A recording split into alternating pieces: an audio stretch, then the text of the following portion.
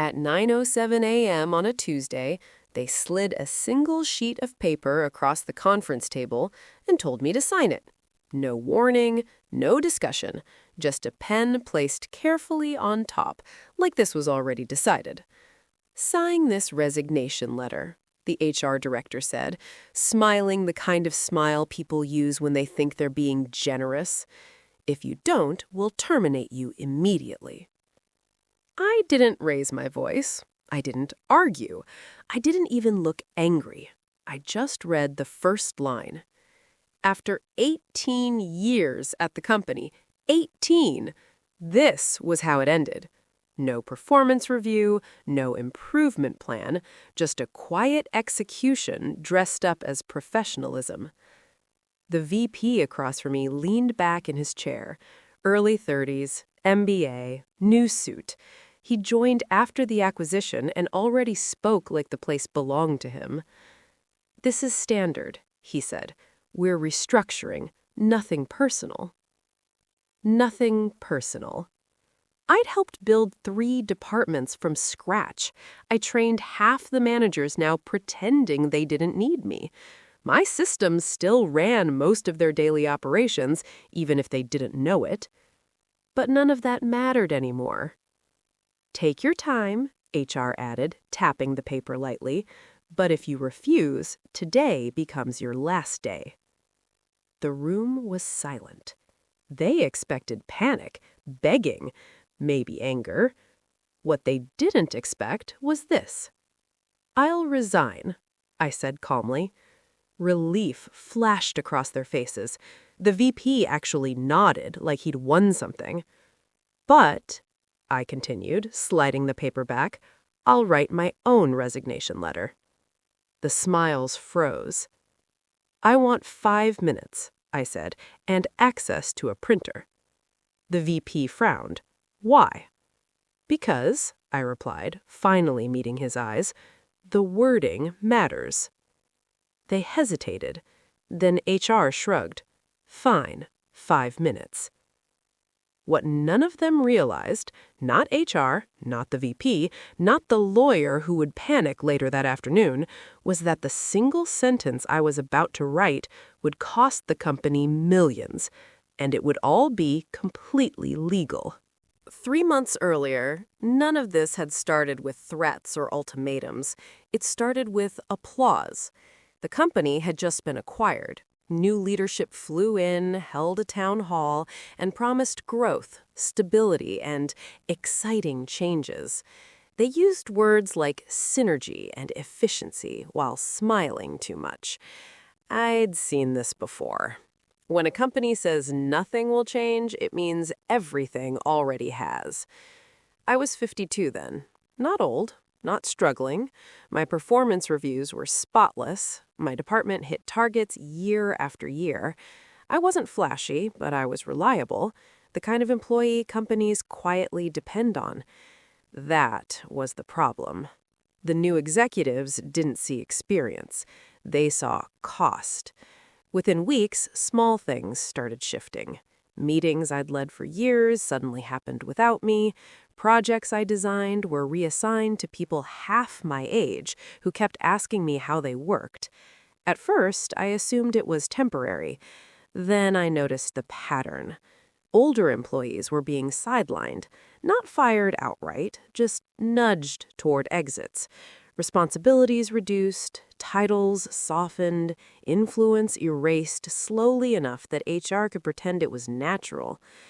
One afternoon, a junior manager corrected me in front of my own team using a slide deck I'd written years earlier. No one laughed. No one defended me. That's when I understood the game. They didn't want to fire me. That would cost them. They wanted me to quit. And if I quit, they wouldn't have to explain why my role suddenly wasn't needed anymore. So I started doing something they didn't notice at first. I documented everything. Every process I created, every system I maintained, every decision that required my approval, even if they pretended it didn't. Not because I planned revenge, Not yet, but because I'd learned something after 18 years in corporate life. The moment you feel invisible, you're already in danger. By the time HR scheduled the quick meeting on my calendar, I wasn't surprised. What surprised them was how prepared I was.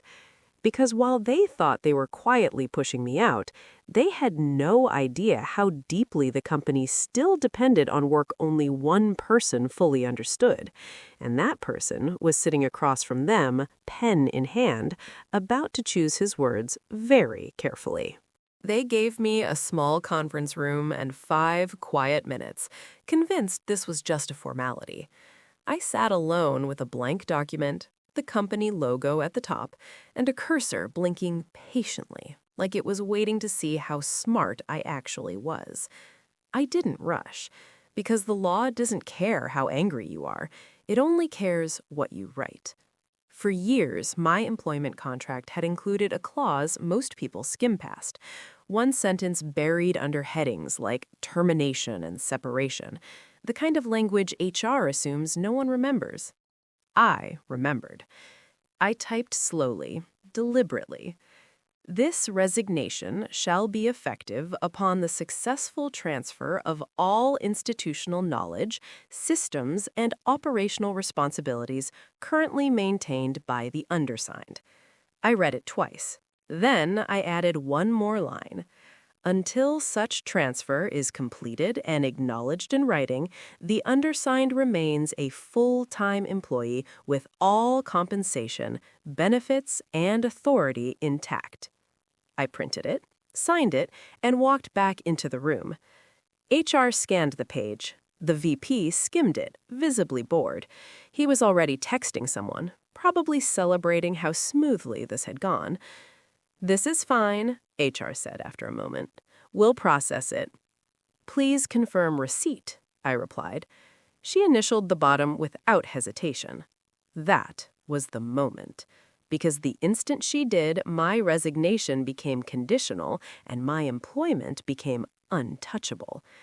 By 2:30 p.m., the CFO was calling my phone. He didn't yell. He didn't threaten. He asked one question. "How long will the transition take?"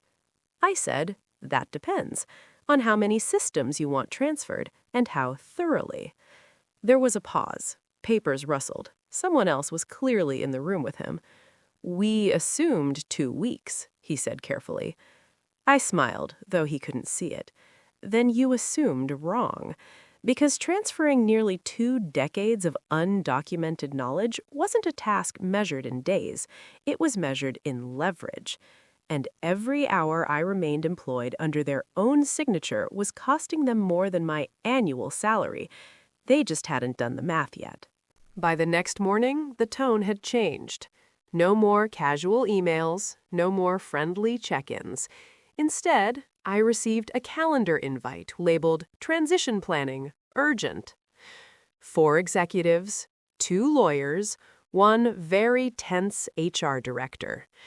They opened with an offer. 3-month salary, immediate exit, a clean break. I declined. Then came 6 months, then 9. Each time I asked the same question. Have all systems been fully transferred and documented? No one answered directly, because the truth was uncomfortable. The company's core operations relied on workflows I'd built years ago, workflows never fully written down because there had never been a reason to. Things that lived in my head, adjusted over time, patched during emergencies, optimized quietly. As long as I was employed, I was obligated to help. But I was not obligated to rush. Their lawyers finally stepped in, confident and rehearsed. They explained timelines. They cited standard practices. They suggested cooperation would be mutually beneficial. I listened patiently. Then I showed them the spreadsheet. It listed every system under my responsibility, the estimated transfer time for each, and the dependencies no one else even knew existed. Weeks turned into months. The CFO did the math in real time. salary, benefits, consulting delays, operational risk. This wasn't about me anymore. It was about exposure. Late that afternoon, the VP, the same one who'd leaned back smugly during the ultimatum, pulled me aside. "What do you actually want?" he asked. I looked at him for a second long. "I want what the contract already promises," I said. "Nothing more." By the end of the week, the offers stopped being polite. They stopped asking me to resign. They started asking me to leave, carefully, expensively, and without creating a legal disaster. And the meter was still running. 2 weeks later, they stopped negotiating through emails. They brought in outside counsel. That's when you know the panic has reached the top. The lead attorney was polite, precise, and very careful with her words. She didn't argue about the resignation clause. She didn't question the legality. Instead, she reframed the conversation. "We'd like to reach a mutually agreeable resolution," she said, "one that allows everyone to move forward." I agreed, because by then I had nothing to prove. They offered a full year's salary, then 18 months, then a structured exit with bonuses, benefits, and a consulting buffer. I didn't celebrate. I didn't gloat. I simply waited. What finally closed the deal wasn't my demands. It was their realization that keeping me employed was more dangerous than paying me to leave. The final agreement was signed on a Friday. On Monday, I handed over exactly what I was required to. Nothing more, nothing less. Clear documentation, clean transitions, no sabotage, no bitterness. When I walked out, there was no escort, no speech, just silence. A month later, I heard the VP had moved on. The restructuring strategy quietly reversed. Consultants were hired to rebuild what they'd underestimated. As for me, I didn't win by shouting. I didn't win by fighting. I won by understanding the rules better than the people who thought they controlled them. If there's one lesson in all of this, it's simple. Never assume experience is powerless, and never underestimate someone who stays calm when they're being pushed out. Because sometimes the quietest resignation letter carries the loudest consequences. If this story made you pause even for a second, do one thing for me. Hit like so more people who've been quietly underestimated see this. Subscribe if you want real stories about power, patience, and playing the long game. And comment if you've ever been pushed aside and chose not to react, but to prepare. Sometimes the smartest move isn't loud, it's strategic.